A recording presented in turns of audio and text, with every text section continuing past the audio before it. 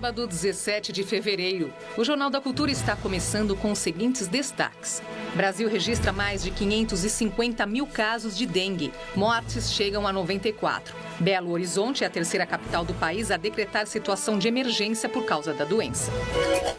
Ministro da Justiça, Ricardo Lewandowski, vai neste domingo para Mossoró, no Rio Grande do Norte, para acompanhar as investigações sobre a fuga de 2 detentos do presídio de segurança máxima. Buscas entram no 4º dia e policiais fecham o cerco na cidade. O presidente Lula se encontra com o primeiro-ministro da Palestina na Etiópia e, em discurso na cúpula da União Africana, volta a criticar a reação de Israel ao ataque do Hamas. Ser humanista impõe igualmente o rechaço à resposta desproporcional de Israel, que vitimou quase 30 mil palestinos em Gaza. Mais de 300 manifestantes são presos na Rússia em meio à repressão a homenagens a Alexei Navalny, principal opositor de Vladimir Putin. Líder russo ignora a morte durante discurso neste sábado. E os detalhes da transmissão exclusiva pela TV Cultura do desfile das campeãs do Grupo Especial do Carnaval de São Paulo. Que coisa linda! Olá, boa noite. Recebemos hoje a economista Lia Lopes e o médico Arnaldo Lichtenstein, clínico geral do Hospital das Clínicas.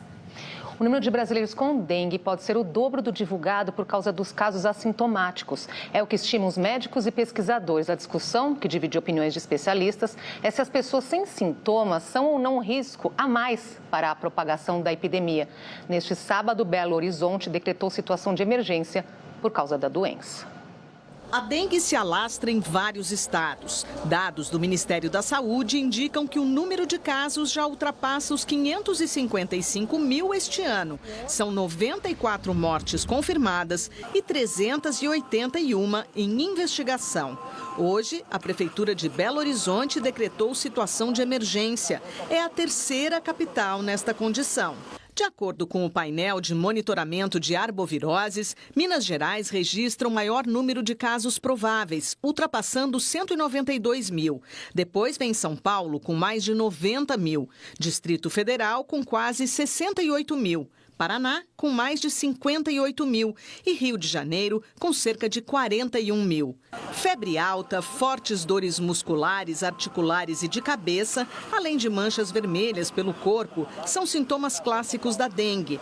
Mas há quem tenha o vírus sem apresentar nenhum deles. Testes para saber se uma pessoa já foi infectada são caros e demorados. Tiram o foco de medidas importantes para a prevenção. Por isso, a sorologia via exame de sangue não é realizada em larga escala no Brasil. Se metade dos infectados não tem sintomas, como calculam os especialistas, o Brasil já ultrapassa 1 milhão de casos em menos de 2 meses. Os assintomáticos preocupam ou não? O assunto divide a opinião dos médicos. Este pesquisador afirma que eles podem turbinar a transmissão. O indivíduo assintomático é infectante para o mosquito. Ele é capaz de transmitir o vírus para o mosquito. Isso é muito bem definido. Metade desses indivíduos tem sintomas, metade não tem. Aquele grupo de indivíduos assintomáticos, com a mesma carga viral que os demais, é capaz de transmitir muito mais eficientemente o vírus da dengue para os mosquitos. Para este médico, os assintomáticos não são problema do ponto de vista individual, porque não costumam apresentar complicações no futuro. Além disso, não sobrecarregam o sistema de saúde. Quanto mais indivíduos assintomáticos em qualquer doença infecciosa, melhor. São indivíduos que não vão desenvolver sintomas, não vão se infectar, não vão buscar serviços de saúde, não vão ser testados e nem precisar de serviço de emergência. Há uma economia em saúde. Uma das maiores preocupações dos médicos é com a reinfecção. O principal fator de risco para o desenvolvimento de uma dengue mais grave é ter a segunda infecção. Então, independente da idade, independente de ter dengue sintomático ou não, a segunda infecção é o principal fator de agravamento. O que talvez mude um bocado agora é o fato de que a gente tem, e essa talvez seja a novidade importante, um instrumento, que é a vacina, capaz de, talvez não agora a curtíssimo prazo, mas a médio, se juntar às demais medidas que nós temos de controle da dengue, essencialmente o controle de vetores, para evitar epidemias como a que estamos tendo esse ano. Lia, doutor Arnaldo, que bom tê-los aqui hoje com a gente. Boa noite, obrigado. Começar então essa questão dos assintomáticos, no caso da dengue, doutor Arnaldo, o que vale a pena acrescentar? Então, assim, na verdade, as duas pessoas são altíssimo gabarito, estão com razão, mas falaram coisas diferentes. Então, a primeira coisa, a pessoa que é assintomática, igualmente, ela é picada pelo mosquito. O mosquito não vai diferenciar se ele tem sintoma ou não. Ele vai picar a pessoa porque está se alimentando de sangue da pessoa. E, junto com isso, vem o vírus. Aí, o mosquito pica outra pessoa e ele vai, quando ele pica outra pessoa se alimentando, ele injeta o vírus nessa pessoa. Então, do ponto de vista de transmissão, sintomático ou assintomático, mesma coisa. Aliás, a pessoa que desenvolve sintomas, se o mosquito picar ele um dia antes dos sintomas, ele também já vai estar pegando o vírus. Então, mesmo que vai ter sintoma, a mesma coisa. O que acontece com o assintomático é que ele não vai sobrecarregar o sistema de saúde, não vai procurar um médico e não vai ter a forma grave, porque não tem nem a forma simples, né? A pessoa que vai desenvolver a forma grave, essa é a outra coisa, e aí é o importante, porque assim, a dengue, ela mata, felizmente, muito menos que a Covid. Aquela desgraça que teve no mundo da Covid, nem de longe vai ser a dengue mesmo hemorrágica. Então, uma pequena porcentagem das pessoas que têm dengue vão desenvolver a hemorrágica. O que quer dizer isso? O sistema do corpo, nessa reação à infecção, faz uma inflamação enorme e a pessoa sangra. Por isso que chama hemorrágica. Sangra pela barriga e aí tem complicações gravíssimas. Então, a pessoa que já teve uma vez dengue, ela pode ter 4 vezes, porque são 4 tipos, a segunda vez já tem um risco bem maior de ter isso. E aí, como que vai se combater a dengue? Não é com vacina, porque não temos vacina para todo mundo. A vacina do Butantan, que já tem estudos, semana retrasada, se publicou um enorme estudo na melhor revista de medicina, já está pronta, só que a burocracia vai ser só o ano que vem. E essa que nós temos agora é para pouca gente. O que pode fazer diferença no combate nesse momento? De novo, mosquito, matar o criadouro de mosquito e as pessoas usarem repelente. Então, lembrar, só a última dica, que entre a pessoa ser picada e desenvolver a doença, de 3 a 10 até 15 dias. Ou seja, todo o pessoal que foi no carnaval, praia, Minas Gerais ou áreas endêmicas, ainda tem semana que vem inteira para desenvolver a dengue. Então, muito cuidado. Febre, dores pelo corpo, procure ajuda médica e faça um teste. O presidente Luiz Inácio Lula da Silva criticou a extrema-direita, condenou novamente o Hamas, Israel, pelo conflito em Gaza e disse que o Brasil tem uma dívida histórica com a África pela escravidão. Lula discursou hoje na Etiópia como convidado da cúpula da União Africana. O primeiro compromisso da agenda do dia na capital etíope foi com o primeiro-ministro da Autoridade Nacional Palestina. O presidente Lula e Mohamed Shittey conversaram durante 1 hora. O palestino agradeceu o apoio do Brasil à denúncia sul-africana na Corte de Haia para apurar se Israel comete genocídio na faixa de Gaza. Lula condenou os ataques do Hamas, criticou as ações de Israel e, mais uma vez, defendeu a criação de um Estado palestino. Estas declarações foram repetidas mais tarde diante de dezenas de lideranças e chefes de Estado africanos. Ser humanista hoje implica condenar os ataques perpetrados pelo Hamas contra os civis israelenses e demandar a libertação imediata de todos os reféns. Ser humanista impõe igualmente o rechaço à resposta desproporcional de Israel, que vitimou quase 30 mil palestinos em Gaza, em sua ampla maioria mulheres e crianças, e provocou o deslocamento forçado de mais de 80% da população. A solução para essa crise só será duradoura se avançarmos rapidamente na criação de um Estado palestino livre e soberano. Lula discursou como convidado da cúpula da União Africana, formada por 55 países e que recentemente se tornou membro do G20, grupo das maiores economias do mundo, presidido atualmente pelo Brasil. O presidente cobrou que os países do chamado Sul Global tenham uma maior representatividade nas instituições internacionais. Citou a busca por novas matrizes energéticas. Sugeriu uma aliança contra a fome, desemprego e demais problemas que, segundo ele, a extrema-direita é incapaz de resolver. O Sul Global está se constituindo em parte incontornável da solução para as principais crises que afligem o planeta. Crises que decorrem de um modelo concentrador de riquezas e que atingem, sobretudo, os mais pobres, e entre estes, os imigrantes. A alternativa às mazelas da globalização neoliberal não virá da extrema-direita racista e xenófoba. O presidente lembrou de sua proximidade com os países da África nas suas primeiras passagens pela presidência do Brasil. Laços que quer manter e ampliar em seu terceiro mandato. O Brasil não tem tudo que a gente pensa que tem. O Brasil não tem todo o dinheiro que eu gostaria que tivesse. O Brasil não tem todo o conhecimento científico e tecnológico que eu gostaria que tivesse. O Brasil não tem no mundo a força que eu gostaria que tivesse. Mas o que eu gostaria de terminar minhas palavras é dizendo para vocês, tudo, muito ou pouco, que o Brasil tem, eu quero compartilhar com os países africanos, porque nós temos uma dívida histórica de 300 anos de escravidão. E a única forma de pagar é com solidariedade e com muito amor.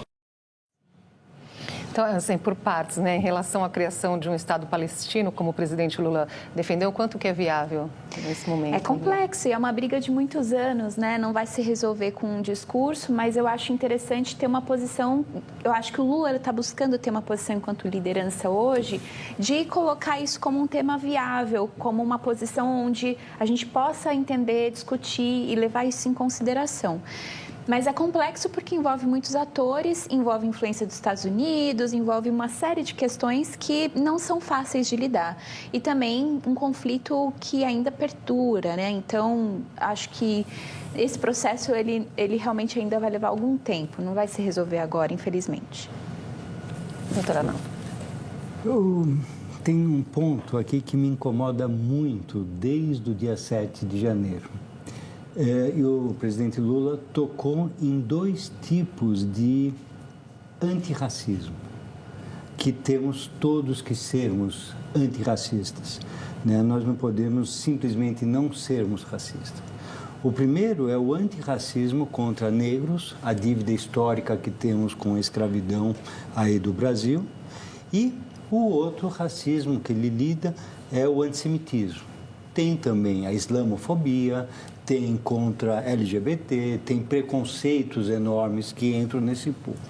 Mas o que eu vejo é que o comportamento antirracista está variando muito se a pessoa é da esquerda ou da direita. Quando o antirracismo contra um racismo contra negros, por exemplo, que é uma população vulnerável e pobre, a esquerda levanta todas as bandeiras com razão excelente. Agora, quando o racismo, por exemplo, no caso de antissemitismo, é contra, muitas vezes, uma elite econômica ou pessoas influentes, esse ímpeto antirracista não é tão grande. Então, o que está permeando mais do que o racismo, infelizmente, é a defesa de classes mais ou menos oprimidas. E a minha opinião é que o racismo tem que ser combatido, independente da classe social e qualquer tipo de preconceito, assim como a islamofobia, que acontece muito na Europa, assim contra qualquer grupo que sofre preconceitos. E veja, em instantes, pequenas e médias empresas crescem mais do que o dobro da taxa projetada para o PIB. E ainda, ministro da Justiça embarca para o Rio Grande do Norte para acompanhar as investigações sobre a fuga de detentos de presídio de segurança máxima. Nós voltamos já.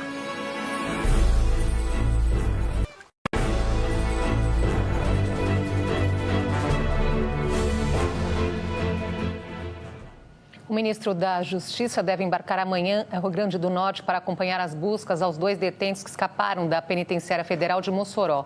A dupla de fugitivos fez uma família refém na madrugada de hoje. Eles deixaram a casa invadida depois de roubar comida e celulares. A casa fica a 3 quilômetros da penitenciária de Mossoró. Os criminosos chegaram ao local no fim da noite de ontem e mantiveram a família refém por 5 horas. Dentro da residência, fizeram ligações para telefones do Rio de Janeiro, comeram e exigiram que os donos da casa preparassem trouxas com alimentos. Em seguida, saíram a pé. A dupla estava desarmada, segundo os investigadores. Rogério da Silva Mendonça e Deibson Cabral Nascimento têm ligações com facções criminosas. Na última quinta-feira, o secretário de Segurança fluminense, Vitor Santos, afirmou em entrevista ao UOL que o objetivo deles é deixar o Nordeste em direção ao Rio de Janeiro para buscar refúgio nas favelas cariocas. O Ministério da Justiça coordena as buscas em parceria com as polícias potiguares. As autoridades consideram que o cerco aos fugitivos está cada vez mais restrito e trabalham com a expectativa de captura nos próximos dias. O ministro da Justiça, Ricardo Lewandowski, embarca para o Rio Grande do Norte amanhã para acompanhar as investigações. Na comitiva, devem estar também o diretor-geral em exercício da Polícia Federal, delegado Gustavo Souza, e o secretário nacional de Políticas Penais, André Garcia. Hoje o sistema penitenciário brasileiro é uma verdadeira escola de crime. Os presos entram, não são preparados para um dia estarem em liberdade. Quando saem, encontram uma família desorganizada, não encontram emprego e saem, a maioria deles, já presos ao crime organizado que os assediou dentro das cadeias. Imagina o horror que passou essa família, não é? E agora já foram apontadas falhas de segurança, é preciso agora saber se houve também facilitação, né? Conivência.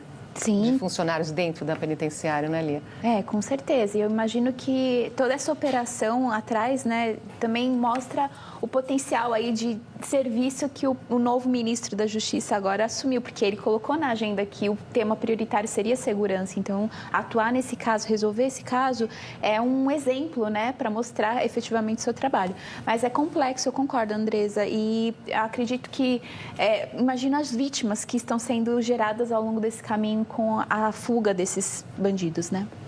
A gente pensa assim, como assim, né? Penitenciária de segurança máxima. Então, assim, serve de alerta para que isso não se repita. O que mais é preciso fazer também, não é?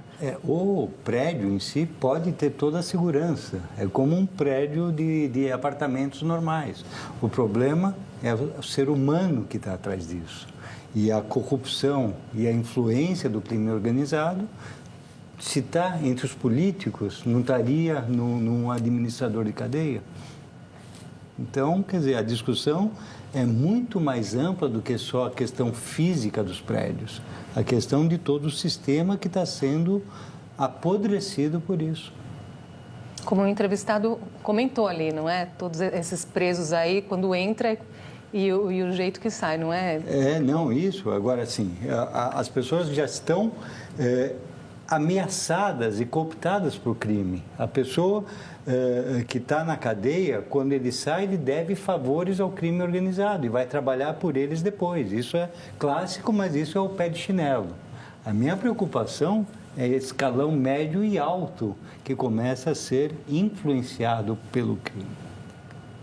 E a fuga de presos em Mossoró, no Rio Grande do Norte, é um dos assuntos da entrevista deste sábado com o pesquisador do Núcleo de Estudos da Violência da USP, Bruno Paes Manso. Segundo ele, o encarceramento em massa favorece as facções que operam dentro dos presídios. Essa fuga, independente das circunstâncias que ainda não foram apuradas, pode ser também uma demonstração de força do Comando Vermelho, logo após o ministro Lewandowski assumir o cargo? Tem quase 20 anos aí do sistema federal, né? É a primeira fuga que acontece na história, então era algo imprevisto e provavelmente devido a alguma circunstância que favoreceu a fuga, né? Algo que não é muito recorrente, mas o grande drama do sistema penitenciário está nos estados, né? O sistema federal tem 500 presos e 1.000 vagas, é muito pequeno comparado às mais de 800 mil presos que existem compartilhados nos governos estaduais, onde se concentra a força principal das facções. Essa multiplicação das penitenciárias, dos presídios por todo o país, é um remédio que virou veneno. Nos anos 90, o Brasil tinha cerca de 90 mil presos, né? 30 anos depois, a gente passou a barreira dos 800 mil presos, então quase multiplicou por 10 o sistema penitenciário nacional. São quase 1.500 prisões.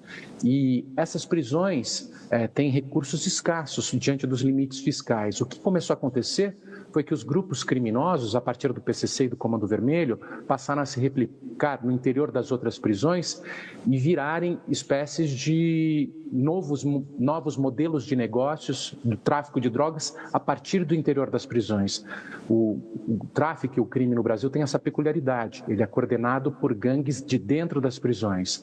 E quanto mais gente você prendia, maior aumentava a massa de manobra dos chefes dessas prisões que articulavam o crime. Essas penitenciárias federais, elas ficam em xeque ou, como você deu a entender, elas foram um avanço importante isolando esse chefe das facções criminosas? O papel de fragilizar as facções já se mostrou pouco eficiente, porque as facções delegaram a autoridade para chefes fora da rua e funcionam mesmo com seus chefes nas prisões federais. Mas existem mecanismos que podem funcionar, como mandar para os presídios federais pessoas que estão dentro do interior dos presídios estaduais e mandam matar do lado de fora.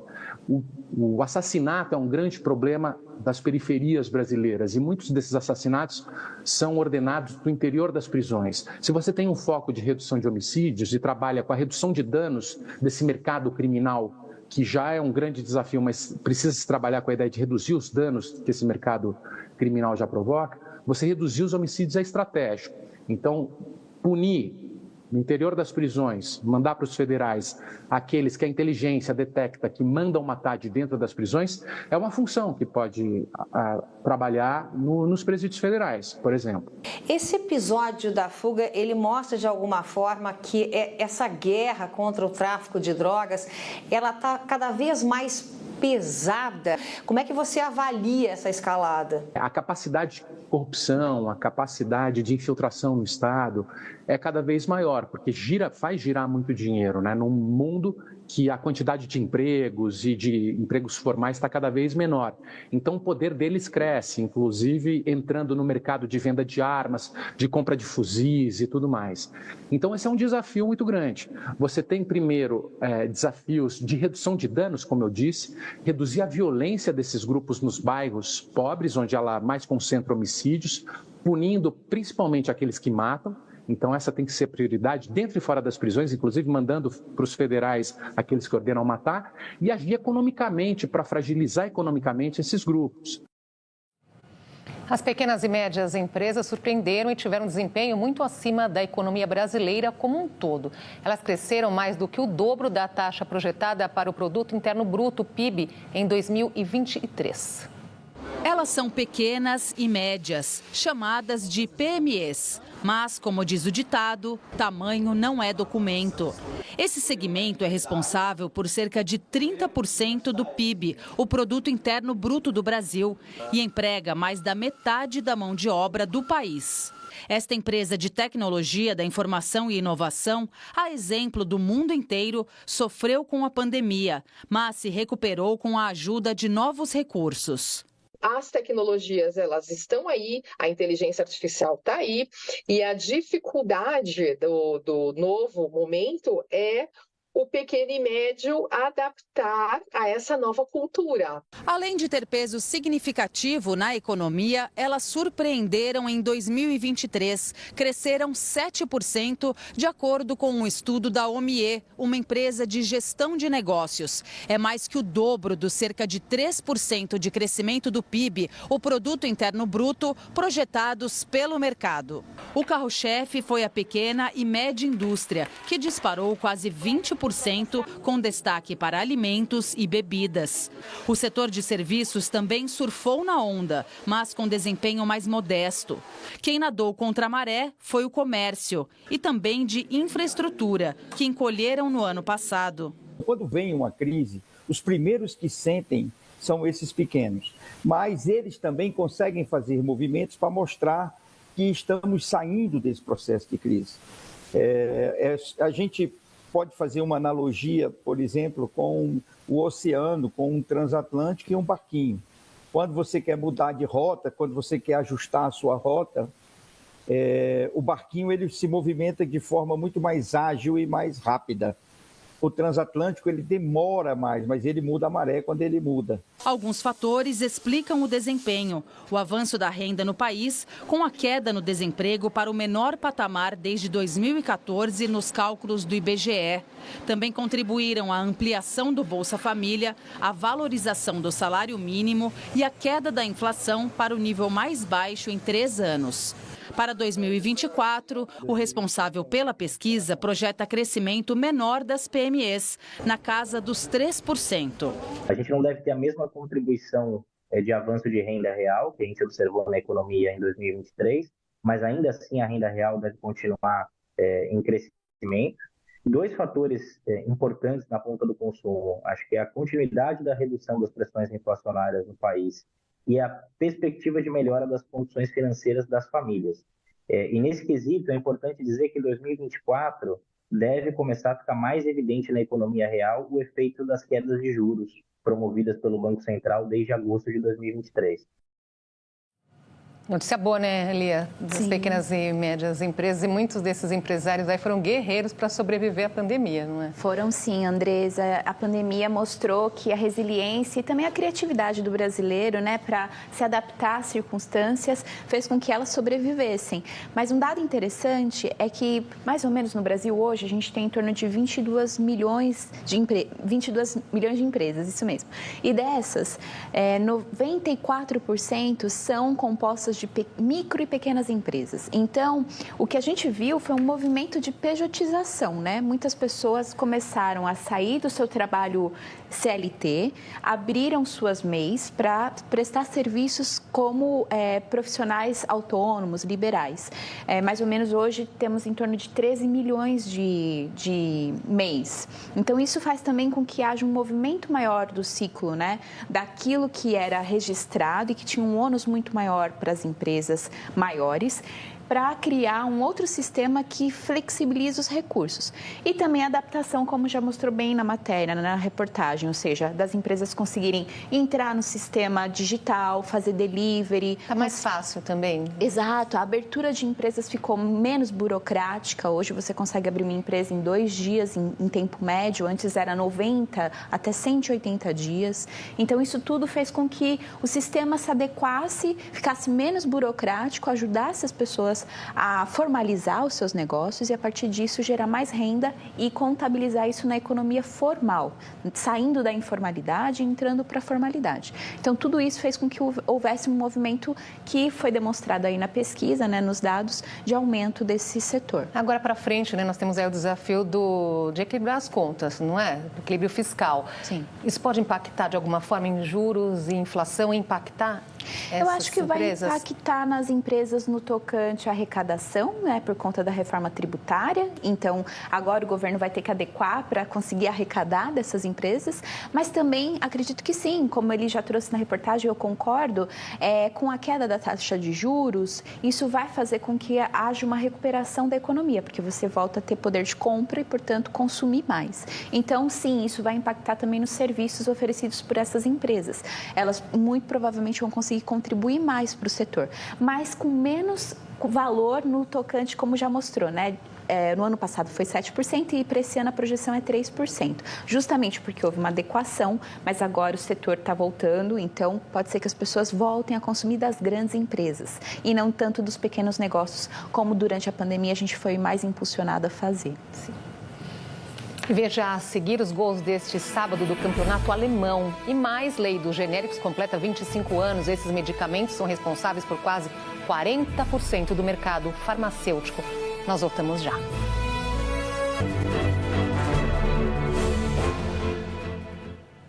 A lei que deu origem à política de medicamentos genéricos no Brasil completa 25 anos. Segundo a Anvisa, a Agência Nacional de Vigilância Sanitária, 40% dos medicamentos comercializados no país são de genéricos.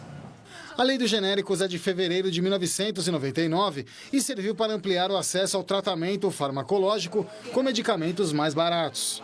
Hoje o Brasil conta com quase 3.900 medicamentos genéricos registrados, que tratam desde problemas mais simples até doenças crônicas, como diabetes e hipertensão.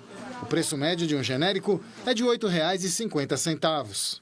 Eles foram importantes porque aumentaram a qualidade dessas cópias, o mercado de medicamentos no Brasil ficou mais seguro.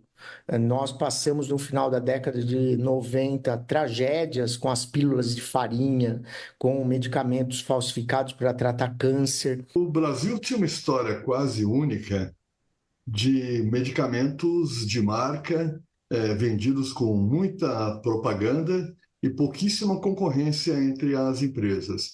Diferentemente dos países europeus, do Canadá, até mesmo dos Estados Unidos, em que várias empresas produziam medicamentos com o mesmo princípio e, portanto, havia uma competição de preços, isso não acontecia no Brasil. 88 empresas fabricam genéricos no Brasil. Segundo a Anvisa, em 2022 foram comercializados no país mais de 2 bilhões e 300 milhões de medicamentos desse tipo. A maior parte das vendas foi menor que R$ 20 a caixa. Apesar disso, os genéricos correspondem apenas a 41% do total das vendas de medicamentos. O que, na verdade, distorce um pouco o número aqui no Brasil é que você precisa somar o mercado de cópias. Quando você olha, por exemplo, o número de unidades, você tem em torno de 60% do mercado com cópias. Quando você olha faturamento, dá quase 70%. Então, esse é um número bem compatível com aquilo que se observa nos mercados onde os genéricos são mais maduros. Só que nós temos essa situação da preservação da marca. Apesar dos genéricos passarem por um rigoroso teste de qualidade, com revisão a cada 2 anos por técnicos da vigilância sanitária, muitos médicos ainda preferem recomendar aos seus pacientes o remédio de referência. Muitos médicos que atuavam antes da lei dos genéricos já tinham aprendido que não dava para confiar em qualquer medicamento que fizesse propaganda ou que aparecesse com preço mais baixo. Esse tipo de cultura também foi transmitido para gerações seguintes. É necessário que essa informação flua entre paciente, médicos, autoridade sanitária. E, na verdade, a gente observa que o Brasil se tornou um pouco tímido ao longo dos últimos anos em veicular esse tipo de informação que dê segurança ao paciente de um lado e dê segurança também ao médico para prescrever. Gostaria de ouvir o doutor Arnaldo nesse ponto que a reportagem chamou a atenção em relação à insegurança que ainda há em relação aos genéricos. Às vezes os médicos acabam preferindo o medicamento original. A gente às vezes ouve isso no caso de antibiótico, por exemplo, não é? Então, veja, quer dizer, só para o pessoal ter ideia, quer dizer, o original é aquele que a indústria farmacêutica investiu dinheiro para pesquisa, para desenvolver a fórmula. E aí o que acontece? Ela tem 10 anos, em média, para ter o seu lucro. Depois de 10 anos acaba a patente e aí todas as outras empresas podem lançar ou similar, quer dizer, um outro nome, ou genérico, que é o nome da fórmula da medicação. Um outro nome do remédio. Similar, fórmula diferente, certo? Não, a mesma fórmula com outro nome. E o genérico é o princípio farmacêutico. Então, o que acontece? Quando você tem um nome de marca, é como uma roupa. Então, você vai numa loja de grife para comprar sua roupa, porque você quer ter o status, quer ter aquela marquinha. Mas você pode comprar roupas boas sem ter o nome da marquinha, que é o genérico. Então, o grande feito do José Serra lá atrás, que ele brigou com muita gente, inclusive com associações médicas, foi mudar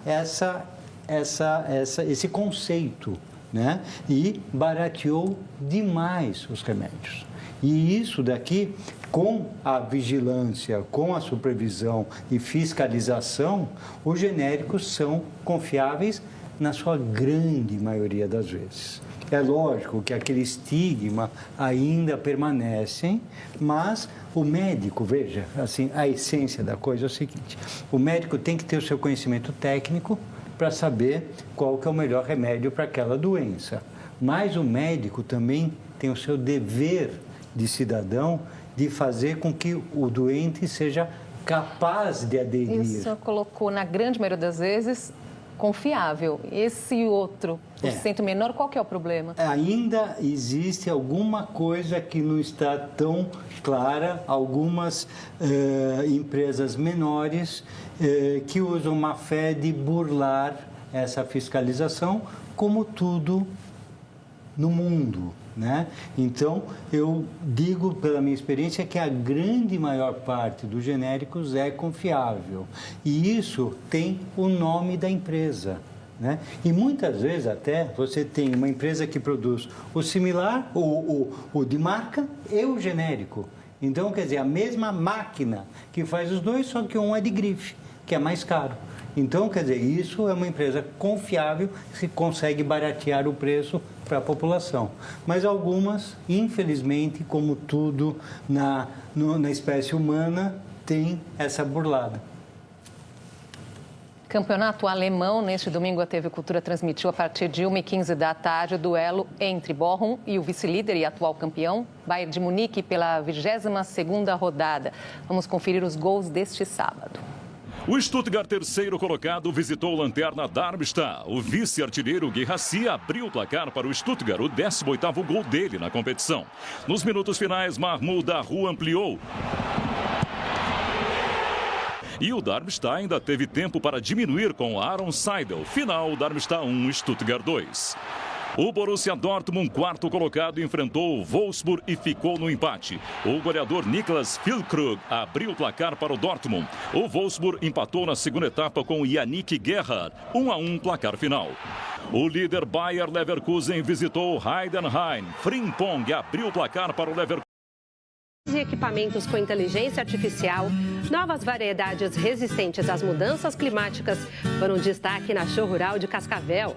É neste domingo às 10 horas da manhã e à tarde tem Repórter Eco, certo, Adélia? Oi, Amanda. O Repórter Eco deste domingo vai mostrar um projeto em Juquitiba, interior paulista, que resgata e reproduz em cativeiro a ararajuba, uma das aves nativas mais belas e também uma das mais ameaçadas do Brasil. Repórter Eco, domingo às 6 da tarde e logo em seguida tem uma matéria de capa, não é, Maiana? Oi, Adélia. Amanhã, no Matéria de Capa, um barco-hospital percorre os rios da Amazônia, oferecendo atendimento de saúde às populações ribeirinhas. O projeto só se tornou realidade porque a multa aplicada a uma empresa por crime ambiental garantiu a instalação dos equipamentos. Milhares de pessoas são atendidas a cada ano numa região onde os serviços públicos inexistem. É amanhã, às 6h30 da tarde. Até lá! E veja a seguir, mais de 300 pessoas são presas na Rússia durante homenagens a Alexei Navalny. E mais os detalhes da transmissão exclusiva da TV Cultura do desfile das campeãs do Carnaval de São Paulo. A gente volta já.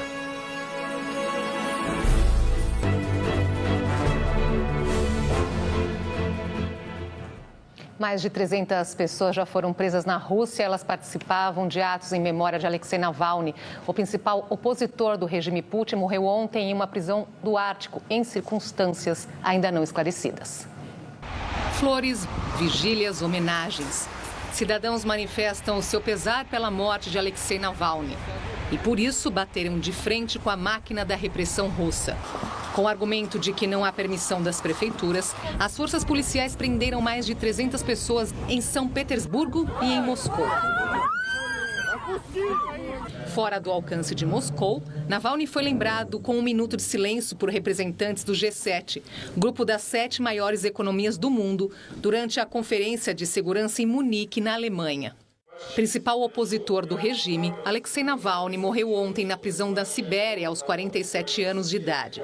O serviço penitenciário informou que ele passou mal na volta de uma caminhada e que houve tentativa de reanimação durante 30 minutos, sem sucesso. O presidente russo optou pelo silêncio. Em uma mensagem de vídeo divulgada pelo Kremlin, Vladimir Putin apenas deu parabéns à estatal russa de gás, que completou 31 anos de atividade. Também em vídeo, a porta-voz de Navalny disse que ele foi assassinado. Acusou as autoridades de mentirem e exigiu a entrega imediata do corpo à família, o que deverá ser ainda mais difícil. Hoje, a mãe de Navalny foi até a prisão. Durante 2 horas, esperou no frio abaixo de 30 graus, até que um oficial informasse que o corpo havia sido transferido. Acompanhada de advogados, ela seguiu para o necrotério indicado, mas o local estava fechado. A caderneta de poupança sofre com uma debandada de investidores e, com isso, o mercado imobiliário perde um de seus grandes financiadores. Com essa mudança nas fontes de recursos, o consumidor pode pagar mais caro na hora de financiar a casa própria. O baixo rendimento mensal e a popularização de outros investimentos têm feito os brasileiros deixarem para trás um símbolo nacional, a caderneta de poupança. Só no mês passado, os saques superaram os depósitos em mais de 20 bilhões de reais. E essa tem sido uma situação constante nos últimos 3 anos. Segundo a Agência Brasil, a aplicação perdeu mais de 87 bilhões em 2023, 103 bilhões em 2022 e 35 bilhões em 2021.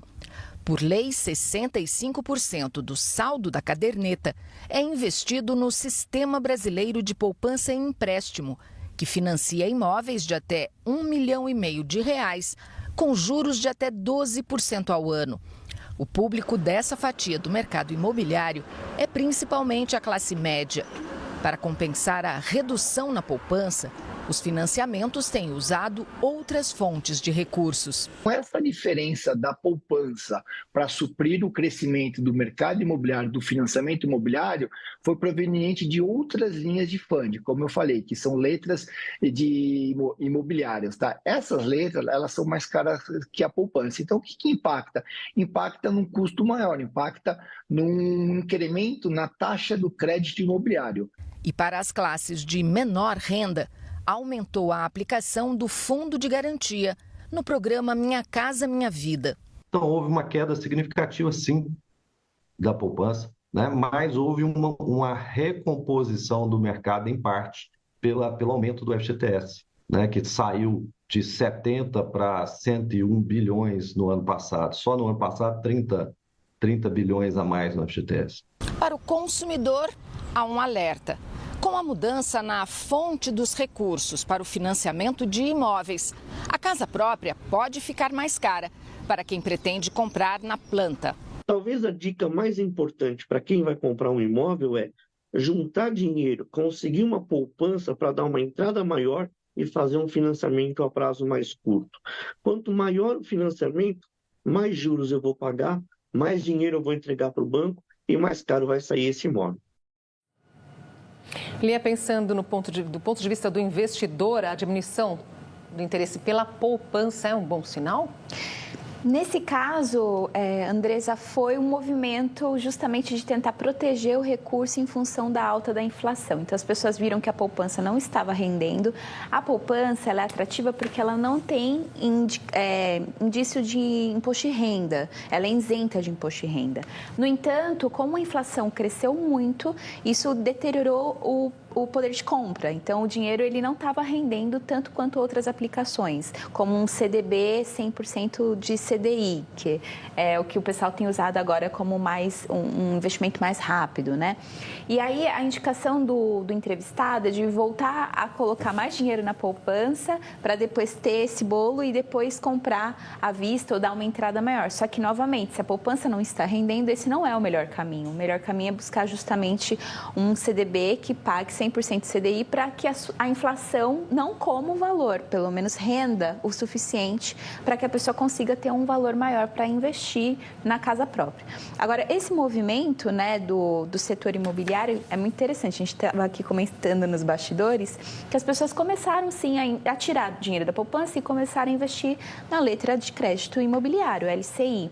justamente porque ela tem um rendimento um pouco maior, mas incide imposto de renda. Então, tudo isso acaba tendo conflitos, né, de interesses das pessoas, e o setor ele precisa de financiamento para continuar construindo imóveis. Então, essa movimentação é um ponto que acaba impactando no setor muito fortemente, da onde ele vai tirar os recursos. Pois é, né? Como é que deve ser essa adaptação, então, diante dessa nova realidade aí desse mercado imobiliário? O setor está buscando novos fundos de investimento e também verificando com o próprio governo, né? Então, ou o governo incentiva através da PEC, né? Do Minha Casa Minha Vida, de sistemas em que o próprio incentivo à construção aumenta, ou através do mercado, com esses incentivos de buscar vários parcelamentos, fazer com que as pessoas consigam ter acesso à residência, mas com muitas e muitas prestações. Então, acaba sendo um movimento que eles utilizam aí para conseguir suprir e continuar construindo as residências e os projetos, né?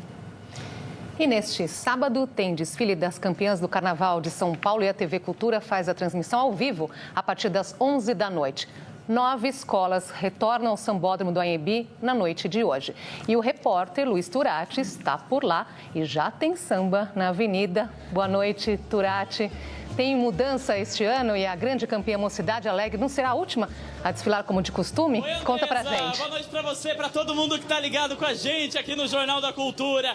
A festa por aqui tá linda, tá animada, porque hoje é noite de lavar a alma. Hoje é noite de celebração. E como você disse, de fato, a noite de hoje vai ser diferente, porque houve uma mudança na ordem dos desfiles das campeãs do grupo especial. Porque 3 das 5 escolas campeãs são ligadas a torcidas organizadas. Por isso, a Liga Independente das Escolas de Samba deu uma embaralhada aí, viu? Daí o desfile vai acontecer da seguinte forma. A primeira a desfilar é a Mancha Verde, seguida da Dragões da Real, Mocidade Alegre, que é a atual campeã, Acadêmicos do Tatuapé e Gaviões da Fiel.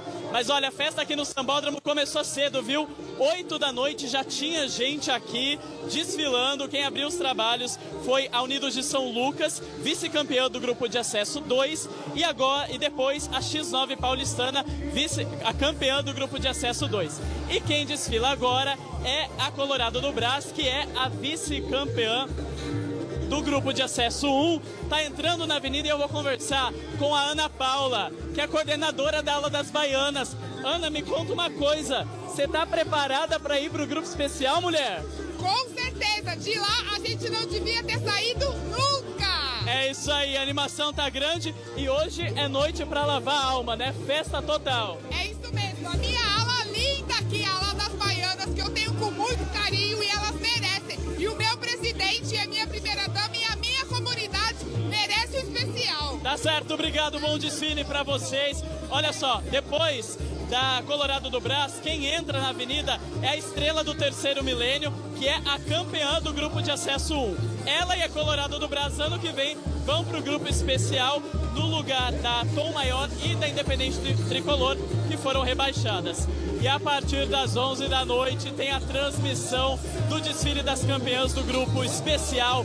Eu e uma baita equipe de apresentadores, comentaristas, convidados e repórteres estamos esperando vocês, porque o melhor é hoje, o melhor é agora e essa transmissão promete, viu? Então, Andresa, fica aqui meu convite, fica com a gente a partir das 11 da noite, vem curtir o Carnaval da Cultura. É com você aí no estúdio.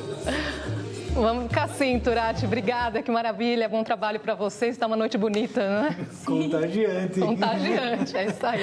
Super animado, muito bom. Lia, doutor Arnaldo, obrigada. Eu que agradeço. E até uma próxima. Terminou aqui todo mundo Obrigado. no pique, né? E quem ainda tinha pique aproveitou o sábado para curtir o pós-carnaval nos blocos de rua. E nós terminamos essa edição com imagens dos inimigos do fim da folia em São Paulo, que recebeu o Baiana System, e no Rio de Janeiro a cantora Anitta. Obrigada pela sua companhia. Ótima noite para você. Bom domingo.